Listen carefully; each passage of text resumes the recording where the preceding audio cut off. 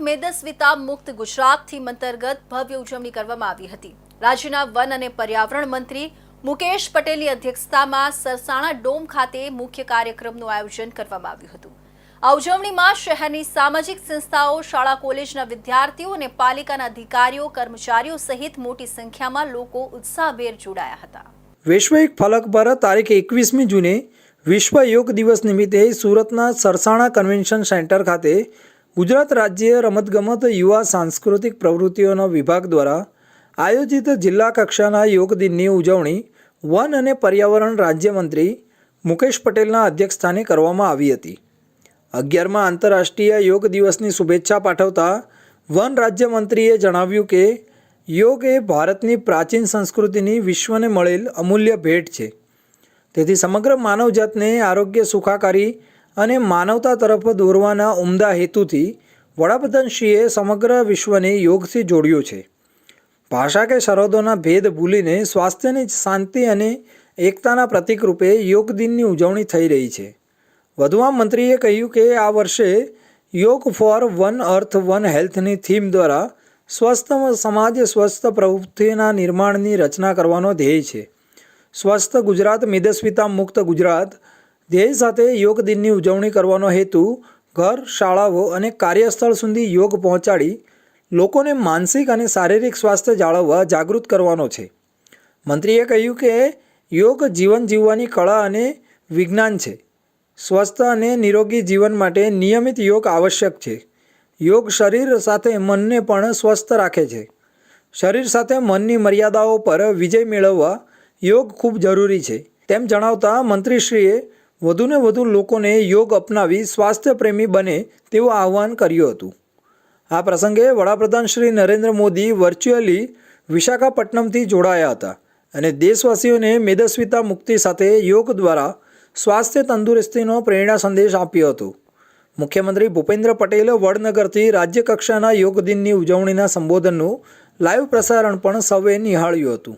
આજે 11મા આંતરરાષ્ટ્રીય યોગ દિવસે સૌને શુભેચ્છા પાઠવું છું।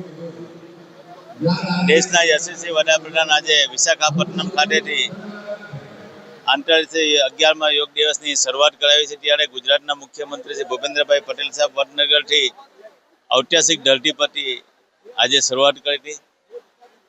સ્વસ્થ ગુજરાત, મેદસ્વીતા મુક્ત ગુજરાતના આ અભિયાનને સમગ્ર ગુજરાત આગળ ધપાવી રહ્યું છે। એક પૃથ્વી એક સ્વાસ્થ્ય, આજે યોગ એ આપણા સૌ માટે જરૂરી છે। ત્યારે સુરત અનેક રેકોર્ડ કર્યા છે, ત્યારે આજે સુરત ખાતે તમામ સુરતીઓ લોકો આજે યોગ સાથે જોડાઈને એમના દૈનિક જીવનની અંદર યોગને અપનાવે એવી આપના થકી એમને શુભેચ્છા। આજે 11મા આંતરરાષ્ટ્રીય યોગ દિવસના ઉજવણી સુરત શહેર ખાતે જો ચેમ્બરના સરસાણા ખાતેના જો હોલમાં કરવામાં આવેલી, હજારોની સંખ્યામાં લોકો પાર્ટિસિપેટ કર્યા। અમારા અલગ અલગ સ્કૂલોના દીકરા દીકરીઓ, બાળકો આવ્યા જોઈએ, તમામ પદાધિકારીઓ હતા, અધિકારીઓ હતા જોઈએ। અને આ યોગ એક એવા હોય છે, આજના દિવસ અમે લોકો બધા પ્રણ કરીએ છીએ કે આખા વર્ષ અમે લોકો જે યોગ કરતા રહીશ જોઈએ। આજે આખા વર્લ્ડ જો યોગ સાથે જોડાઈ ગયા છે, ત્યારે અમે બધા લોકો અમારા માનસિક અને શારીરિક સ્વસ્થતા બંને જાળવી રાખવા માટે યોગના નિયમિતપણે જો અમે અભ્યાસ કરવા જોઈએ। અને હું પુરુષ પરિવાર તરફથી બધાને શુભેચ્છા આપું છું। આપ યોગ કરો, પોતાના સ્વસ્થ રાખો, પરિવારને સુખી રાખો, આપણા શહેરના, રાજ્યના, રાષ્ટ્ર સુખી રાખો। અત્યારે શક્ય બને જ્યારે આપ સ્વસ્થ રહો, અને સ્વસ્થતા કેવી રીતે આવે? જ્યારે આપ યોગ નિયમિત કરો। તો બધાને અમે ખૂબ ખૂબ શુભેચ્છા આપીએ છીએ। આંતરરાષ્ટ્રીય યોગ દિવસની આ જિલ્લા કક્ષાની ઉજવણી સ્વસ્થ ગુજરાત, મેદસ્વીતા મુક્ત ગુજરાતની થીમ પર કેન્દ્રિત રહી હતી, જેનો મુખ્ય ઉદ્દેશ નાગરિકોને યોગ દ્વારા સ્વસ્થ જીવનશૈલી અપનાવવા પ્રેરિત કરવાનો હતો। વન પર્યાવરણ મંત્રી મુકેશ પટેલ આ યોગ કાર્યક્રમમાં ઉપસ્થિત રહ્યા હતા અને યોગના પર્યાવરણીય લાભો તેમજ માનવ સ્વાસ્થ્ય પર તેની સકારાત્મક અસરો પર ભાર મૂક્યો હતો। આ સામૂહિક યોગાભ્યાસ કાર્યક્રમ સુરતના નાગરિકોની એકતા અને સ્વાસ્થ્ય પ્રત્યેની પ્રતિબદ્ધતાનું પ્રતીક બન્યો હતો। ભારતથી વિશ્વભરમાં પ્રચલિત થઈ રહેલી યોગ વિદ્યા હવે ઘર ઘરની પસંદ મેળવી રહી છે। નાના બાળકોથી લઈ વયોવૃદ્ધજનો યોગાભ્યાસને પોતાના રોજિંદા જીવનમાં સ્થાન આપી રહ્યા છે। યોગને વધુને વધુ લોકો અપનાવી પોતાના શારીરિક અને માનસિક સ્વાસ્થ્યને સંપૂર્ણ દરકાર કરે તે હેતુથી ભારત સહિત વિશ્વભરમાં દર વર્ષે તારીખ 21મી જૂને વિશ્વ યોગ દિવસની ઉજવણી કરવામાં આવી છે. બદલાતા સમય સાથે અને ખાસ કરીને કોરોના કાળ બાદ લોકો શરીર અને મનની સુખાકારીને પ્રાધાન્ય આપી રહ્યા છે અને એમાં પણ યોગ અને પ્રાણાયામ લોકોના દૈનિક જીવનનો ભાગ બની રહ્યા છે. ત્યારે યોગ કે વ્યાયામના વિવિધ પ્રકારો વચ્ચે આજે વાત સુરતમાં પ્રચલિત થઈ રહેલા આયંગર યોગની છે. સુરતના વેસુ વિસ્તારમાં ચાલતા એકમાત્ર યોગાષ્ટા ક્લાસીસના ડૉક્ટર નંદિની લીમડી અને ડૉક્ટર સોનલ જૈન છેલ્લા 11 વર્ષોથી આયંગર યોગા શીખવાડે છે. વ્યવસાયે આંખોના સર્જન ડૉક્ટર નંદિની કહે છે કે અમે આયંગર યોગાના સર્ટિફાઈડ ટ્રેનર બની 8થી 10 લોકોથી યોગ ક્લાસની શરૂઆત કરી હતી. આજે 80થી 100 જેટલા લોકો અમારી પાસે આયંગર યોગ શીખે છે. આયંગર યોગની વિશેષતા જણાવતા તેમણે કહ્યું કે આ યોગ પદ્ધતિમાં ચોકસાઈપૂર્વક શરીરના દરેક અંગોની ગોઠવણ પર ભાર મૂકવામાં આવે છે, જે શરીરની સાથે મનનું સંતુલન જાળવતા શીખવે છે. પતંજલિના યોગ સૂત્રો આધારિત આ પદ્ધતિ શારીરિક, માનસિક, ભાવનાત્મક, સામાજિક અને આધ્યાત્મિક એમ સર્વગ્રાહી સ્વાસ્થ્ય પર કેન્દ્રિત હોવાથી સંપૂર્ણ સ્વાસ્થ્ય આપે છે. તેમજ આ શૈલીમાં સહાયક તરીકે રોપ, બેલ્ટ, બ્લોક, ખુરશી અને ધાબળા સહિતના પ્રોપ્સનો ઉપયોગ કરવામાં આવે છે, જે પ્રારંભમાં વિદ્યાર્થીઓ, વૃદ્ધો અથવા શારીરિક મર્યાદાઓ ધરાવતા લોકોને આસનો યોગ્ય રીતે કરવા સક્ષમ બનાવે છે, જેનાથી ઈજા અથવા તાણનું જોખમ ઓછું થાય છે. પ્રાચીન યોગ પ્રણાલીને પાણી સાથે સાંકળતા સુરતના વેસુ સ્થિત સમાવેશ એક્વા થેરાપી સેન્ટરમાં સુરતીઓને છેલ્લા 5 વર્ષથી એક્વા યોગ કરાવવામાં આવે છે. આ વિશે વધુ વાત કરતા સમાવેશ સેન્ટરના સંચાલક ઉમા કડિયા જણાવે છે કે પાણીના કુદરતી ગુણધર્મને કારણે પાણીમાં વધતા જતાં જ શરીર હળવું અને મન સ્થિર થઈ જાય છે, જેથી જમીન પર પડકારજનક લાગતા આસન પાણીમાં સરળતાથી સંતુલન સાથે કરી શકાય છે.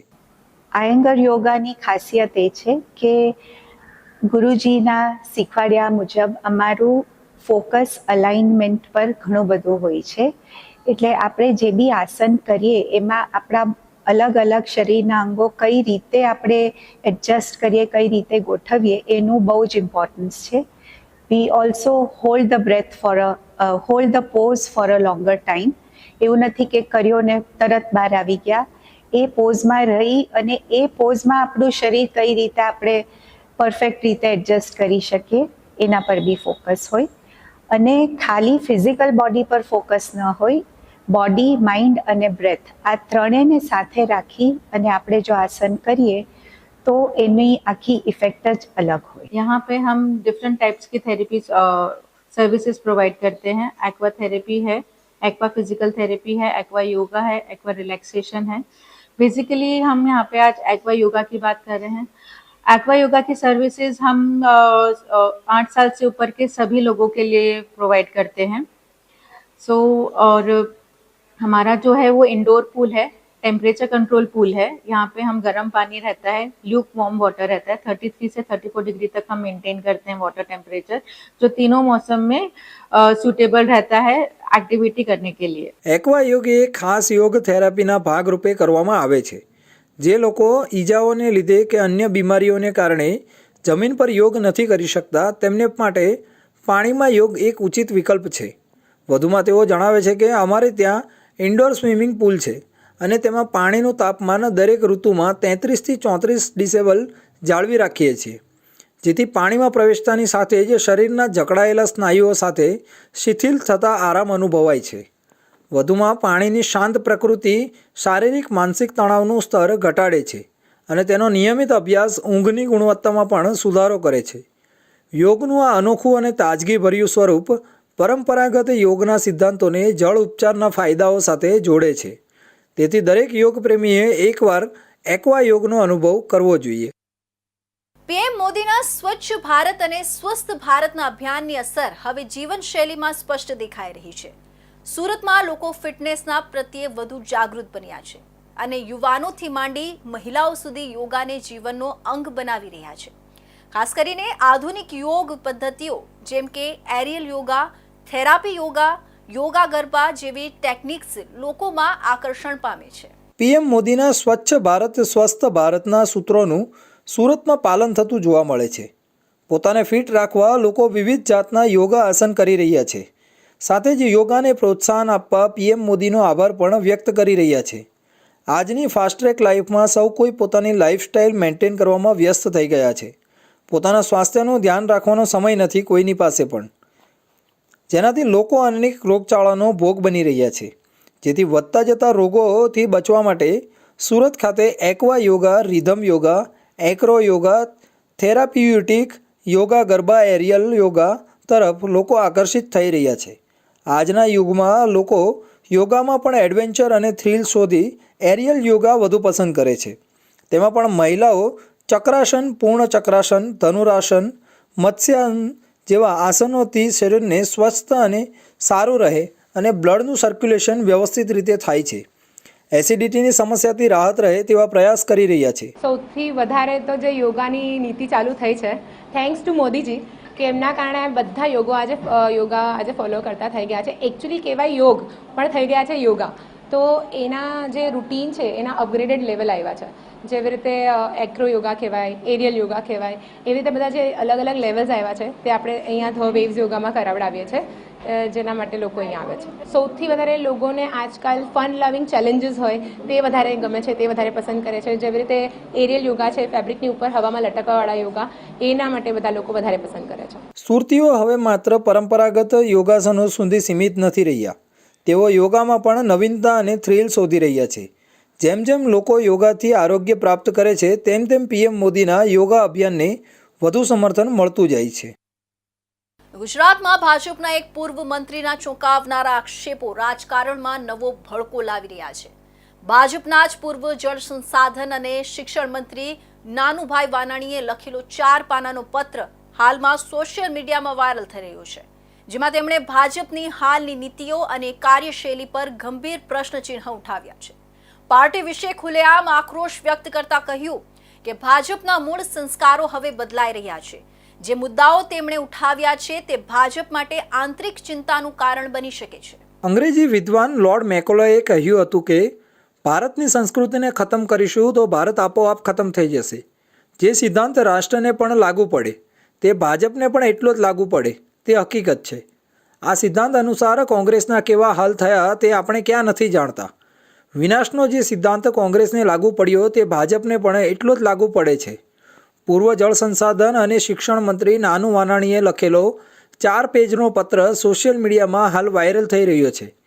ભાજપના વૈચારિક અને કાર્યપદ્ધતિના સાંસ્કૃતિક સંસ્કારો જેવા કે જે કહ્યું તે જ કરવું, કહેણી અને કરણીમાં એક વાક્યતા રાખવી, મારાની નહીં સારાની પસંદગી કરવી, રાષ્ટ્રને પહેલી પસંદગી આપવી, ચારિત્ર્ય શુદ્ધ રાખવું, કરેલા કામનું વાસ્તવિક રિપોર્ટિંગ કરવું, કોઈની ખુશામત ન કરવી અને કોઈની ખુશામતથી પ્રભાવિત પણ ન થવું, કોઈ ચોક્કસ નેતાને નહીં પ્રજાને ખુશ રાખવી, સર્કિટ હાઉસ કે રેસ્ટ હાઉસમાં નહીં પ્રજા વચ્ચે રહેવાનો અભિગમ રાખવો, સખત મહેનત કરવી, પૈસાને નહીં પણ પ્રજાને જ પરમેશ્વર સમજવી, શોબાજી ન કરવી જેવા ગુણો ભાજપના મૂળભૂત સંસ્કારો હતા.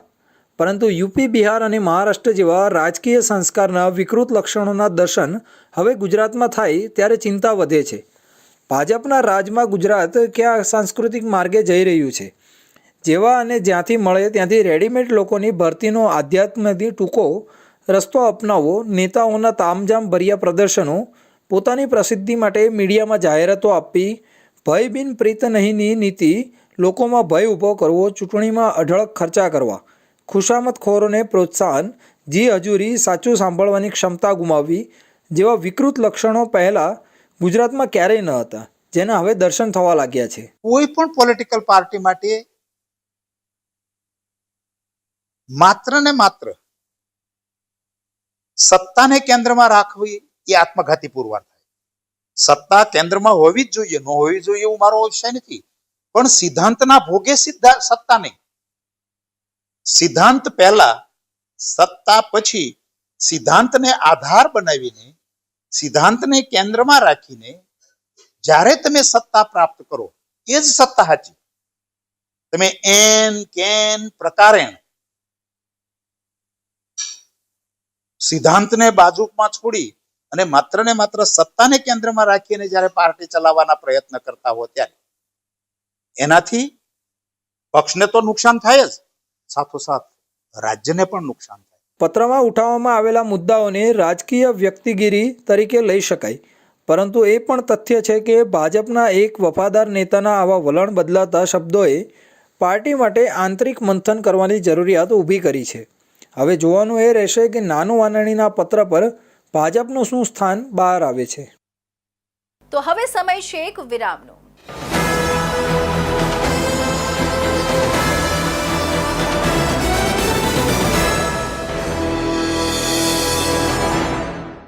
મુદ્દાઓ છે દેશના, પેનલ પર થશે ચર્ચા, વાતમાં થશે સ્પષ્ટ સંવાદ. અમે લાવીએ છીએ તમારા પ્રશ્નોને મંચ પર.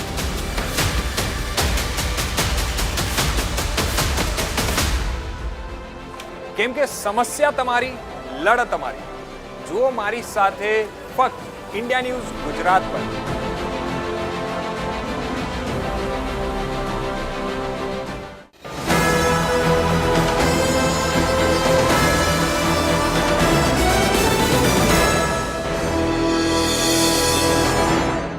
વિરામ બાદ ફરી આપ સૌનું સ્વાગત છે. રાજ્ય શિક્ષણ વિભાગ દ્વારા વિદ્યાર્થીઓને સરળતાથી કોલેજોમાં પ્રવેશ મળે તેના માટે GCAS પોર્ટલ ચાલુ કરાયું છે, જેના થકી મેરિટના આધારે વિદ્યાર્થીઓની કોલેજોમાં એડમિશન પ્રક્રિયા ઝડપથી થઈ જાય અને પારદર્શિતા રહે. પરંતુ વિદ્યાર્થીઓના મતે સરકાર દ્વારા GCAS ને લઈને કરવામાં આવતી પ્રવેશ પ્રક્રિયામાં ઘણી બધી ત્રુટીઓ રહી જતી હોવાથી વિદ્યાર્થીઓની મુશ્કેલી વધી રહી છે. અખિલ ભારતીય વિદ્યાર્થી પરિષદ દ્વારા આજે વીર નર્મદ દક્ષિણ ગુજરાત યુનિવર્સિટીના ગેટ પાસે ઉગ્ર વિરોધ નોંધાવવામાં આવ્યો હતો. GCASના અનેક ત્રુટીઓ હોવાને કારણે વિદ્યાર્થીઓને કોલેજોમાં પ્રવેશ મેળવવામાં મુશ્કેલી થઈ રહી છે. એક જ પ્લેટફોર્મ પરથી મેરિટ તૈયાર થઈ ગયા બાદ વિદ્યાર્થીઓને સંલગ્ન કોલેજોની અંદર પ્રવેશ આપવા માટે સરકાર દ્વારા આ પદ્ધતિ અપનાવવામાં આવી રહી છે. જોકે આ પદ્ધતિ વિદ્યાર્થીઓ માટે વધુ મુશ્કેલ પુરવાર થઈ રહી છે, જેનો વિરોધ વિદ્યાર્થીઓ દ્વારા કાળી પટ્ટી પહેરીને કરવામાં આવી રહ્યો છે. આજરોજ અખિલ ભારતીય વિદ્યાર્થી પરિષદ દ્વારા જે જીકાસ પોર્ટલ જે ચાલે છે ગુજરાત સરકાર દ્વારા, એ પોર્ટલનો આજે વિદ્યાર્થી પરિષદ દ્વારા વિરોધ કરવામાં આવે છે. જે ગુજરાત ગવર્મેન્ટની અંદર આવતી 14 સ્ટેટ યુનિવર્સિટીઓ છે, એ સ્ટેટ યુનિવર્સિટીઓમાં જે વિદ્યાર્થીઓને એડમિશન થવા જોઈએ એ વિદ્યાર્થીઓને એડમિશન થતા નથી. અને જે ગુજરાતની અંદર આવતી પ્રાઇવેટ યુનિવર્સિટીઓ છે, એ પ્રાઇવેટ યુનિવર્સિટીઓ એડમિશનો ફૂલ થઈ ગયા છે. અને જે જીકાસ પોર્ટલમાં જે વિદ્યાર્થીઓને એડમિશન થાય છે, એ એડમિશનો 50% જ થાય છે. બાકીના વિદ્યાર્થીઓ પ્રાઇવેટ યુનિવર્સિટી તરફ ધકેલાય છે. તો આજે જીકાસની જે બોગસ જે પ્રક્રિયા છે, એમાં વિલંબને કારણે વિદ્યાર્થીઓ આજે પ્રાઇવેટ યુનિવર્સિટીઓ તરફ ધકેલાય છે. અને જે સ્ટેટ યુનિવર્સિટીમાં જે વિદ્યાર્થીની ફી 3000 5000 હોય, એ જ વિદ્યાર્થીની પ્રાઇવેટ યુનિવર્સિટીમાં 35000 40000 થાય છે. તો આમાં વિદ્યાર્થીઓ ભોગ બને છે.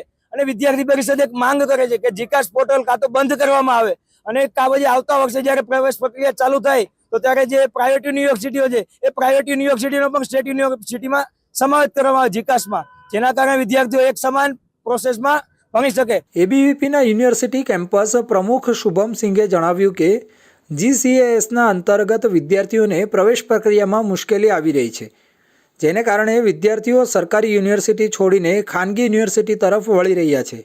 અમારી એવી માંગણી છે કે GCAS અંતર્ગત ખાનગી યુનિવર્સિટીઓને પણ લેવામાં આવે, જેથી કરીને વિદ્યાર્થીઓની મેરિટના આધારે પારદર્શકતાથી પ્રવેશ લઈ શકે.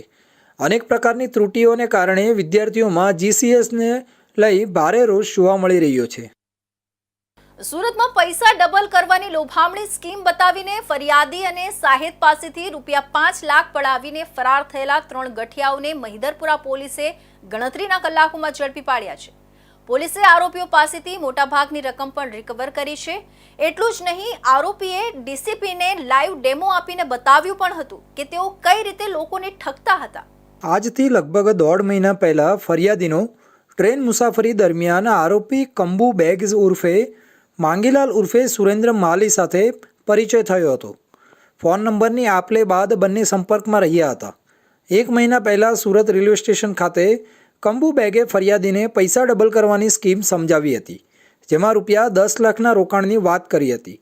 તેણે ફરિયાદીને પૈસાની વ્યવસ્થા કરવા જણાવ્યું હતું અને સતત ફોન દ્વારા સંપર્કમાં રહ્યો હતો.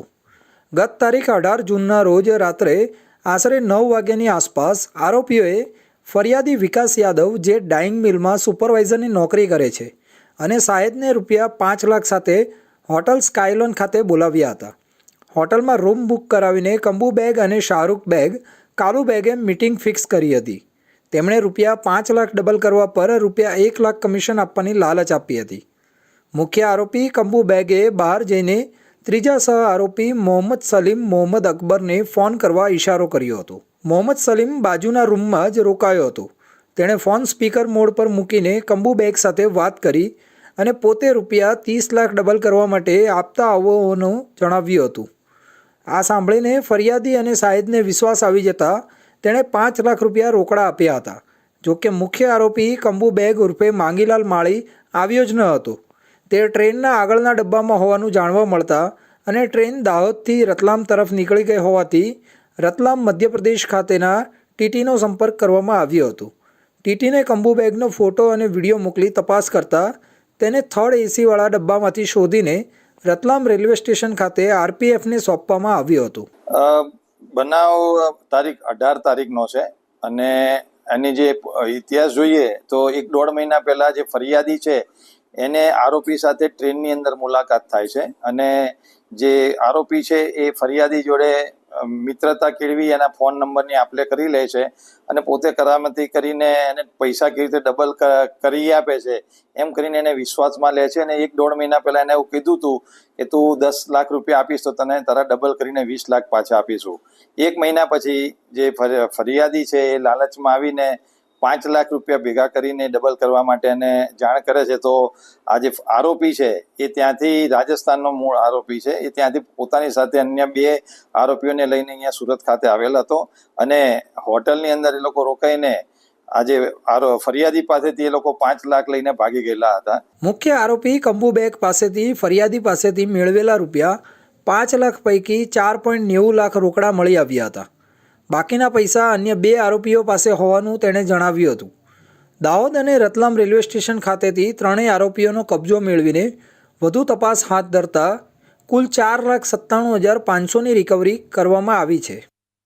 સુરતમાં સરથાણા શકાતનાકા અતિથિ રેસ્ટોરન્ટની સામે બાઇક સવાર રત્ન કલાકારને કાર ચાલકે અડફેટે લેતા ગંભીર ઈજાને પગલે તેનું મોત નીપજ્યું હતું. યુવક સરથાણા ખાતે આવેલા નિર્મળનગરમાં મંડળના પૈસા ભરવા માટે જતો હતો ત્યારે રસ્તામાં અકસ્માત નડ્યો હતો. સમગ્ર ઘટના સીસીટીવીમાં કેદ થઈ ગઈ હતી. પોલીસે સીસીટીવીના આધારે કાર ચાલકની શોધખોળ હાથ ધરી હતી. ત્યારે સરથાણા વિસ્તારમાંથી જ 5 દિવસે આરોપી એવા જમીન દલાલને ઝડપી પાડવામાં આવ્યો હતો. અત્રે ઉલ્લેખનીય છે કે આરોપી વિરુદ્ધ સાપરાધ મનુષ્યની કલમનો ઉમેરો કરવામાં આવ્યો છે. મૂળ અમરેલી જિલ્લાના સાવરકુંડલાના વતની અને હાલ સરથાણા યોગી ચોક ખાતે આવેલા યોગીધારા સોસાયટીમાં 39 વર્ષીય રાજેશ ભાવચંદભાઈ ઉકાણી પરિવાર સાથે રહેતા હતા અને હીરાના કારખાનામાં રત્ન કલાકાર તરીકે નોકરી કરી પત્ની, એક પુત્ર તેમજ એક પુત્રી સહિતના પરિવારનું ભરણ પોષણ કરતા હતા. ગત 15 જૂનની રાત્રે રાજેશભાઈ બાઇક પર સરથાણા વિસ્તારમાં આવેલા નિર્મળાનગરમાં મંડળના પૈસા ભરવા માટે નીકળ્યા હતા.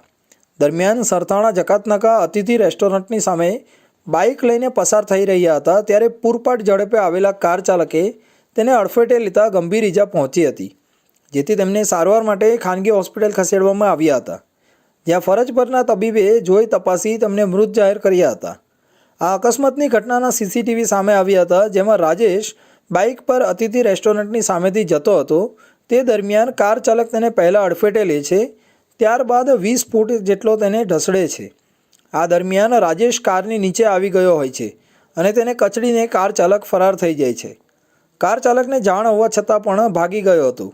અકસ્માતને લઈને સરથાણા પોલીસ સ્ટેશનમાં હિટ એન્ડ રનનો ગુનો દાખલ કરવામાં આવ્યો હતો. પોલીસથી બચવા માટે કાર ચાલક જમીન દલાલ સુરેશ ભૂપતભાઈ કેવડિયા કાર લઈને અલગ અલગ સરથાણાના સ્થળો પર ફરી રહ્યો હતો, જેને સીસીટીવીના આધારે અને બાતમીના આધારે સરથાણા વિસ્તારમાંથી ઝડપી પાડવામાં આવ્યો હતો. આરોપી જમીન દલાલ વિરુદ્ધ સાપરાધ મનુષ્યવધની કલમનો પણ ઉમેરવામાં આવી છે. આરોપીને ઘટના સ્થળ ખાતે રિકન્સ્ટ્રક્શન માટે લઈ જવામાં આવ્યો હતો. આરોપીએ જણાવ્યું હતું કે તે કાર લઈને કામરેજ તરફ જઈ રહ્યો હતો.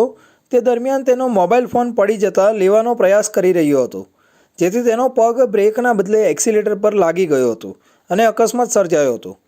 હાલ તો પોલીસે આરોપીની ધરપકડ કરી છે અને આવતીકાલે તેને કોર્ટમાં રજૂ કરવામાં આવશે.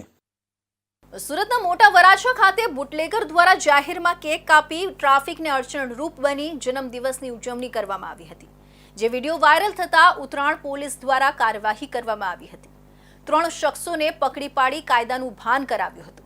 અત્રે ઉલ્લેખનીય છે કે આ ઉજવણીની રીલ પણ બનાવી હતી, જેમાં ના પુલિસ કા ડર હે ન કાનૂન કા ખૌફ જેવો ડાયલોગ પણ મૂકવામાં આવ્યો હતો. સુરતમાં પોલીસ કમિશનર દ્વારા જાહેરનામું બહાર પડાયું છે, જે અંતર્ગત જાહેરમાં જન્મદિવસ સહિતના કોઈ તાઇફા કરી શકાતા નથી.